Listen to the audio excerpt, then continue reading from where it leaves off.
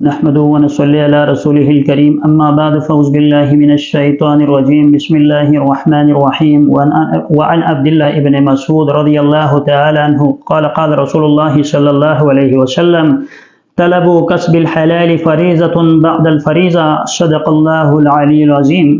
حضرت عبداللہ ابن مسعود رضی اللہ تعالیٰ عنہ سے روایت مروی ہے کہ آپ صلی اللہ علیہ وسلم نے ارشاد فرمایا کہ حلال کمائی یہ ایک فرض کے بعد دوسرا فرض ہے، یعنی آپ صلی اللہ علیہ وسلم نے اس حدیث مطہرہ کے اندر حلال کمائی کی اہمیت کو بیان فرمایا ہے، اور آپ صلی اللہ علیہ وسلم کے اس ارشاد گرامی کا مطلب اور مقصد یہ ہے کہ کوئی آدمی جیسا روزہ ہے فرض عبادت ہے، نماز ایک فرض عبادت ہے، جس طرح اللہ تبارک و تعالیٰ نے نماز کا حکم صادر فرمایا ہے، جس طرح اللہ تبارک و تعالیٰ نے روزے کا حکم صادر فرمایا ہے، اسی طرح اللہ تبارک و تعالیٰ کا امر اور حکم بھی یہ ہے کہ انسان کسب حلال کی تلاش کے اندر مگن رہے، کیونکہ ایک حدیث میں آپ صلی اللہ علیہ وسلم نے فرمایا کہ جس جسم کی پرورش وہ حرام مال سے کی گئی ہو تو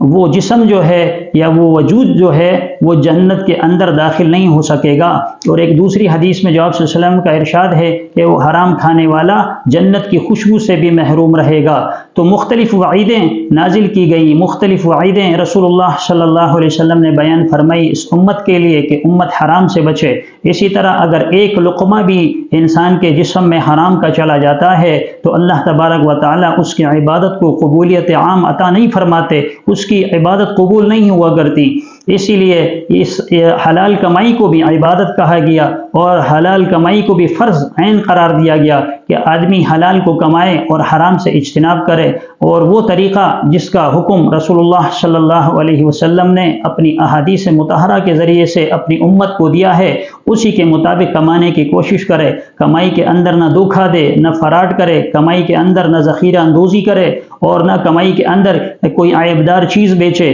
اسی طرح ہر اس چیز سے کنارہ کشی اختیار کرے، ہر اس چیز سے اجتناب کرے جس سے نبی کریم صلی اللہ علیہ وسلم نے منع فرمایا ہے۔ اور ایک موقع پر آپ صلی اللہ علیہ وسلم نے فرمایا کہ بہترین کمائی انسان کے اپنے ہاتھ کی کمائی ہے، تو کوشش کرے محنت سے، جدوجہد سے، اور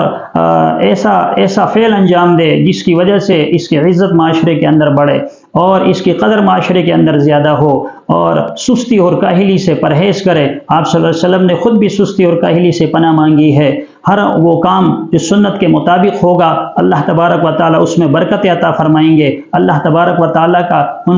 ان کے ذریعے رحمتوں کا نزول ہوگا، اور اللہ تبارک و تعالیٰ آخرت کے اندر مغفرت کا ذریعہ بھی بنائیں گے۔ اللہ تبارک و تعالی ہم سب کو حلال کمانے کی اور حلال کھانے کی توفیق عطا فرمائے، اور ہر اس شر سے اور ہر اس برائی سے محفوظ فرمائے جو آخرت کے اندر رسوائی کا سبب بنے۔ وآخر دعوانا الحمدللہ رب العالمین۔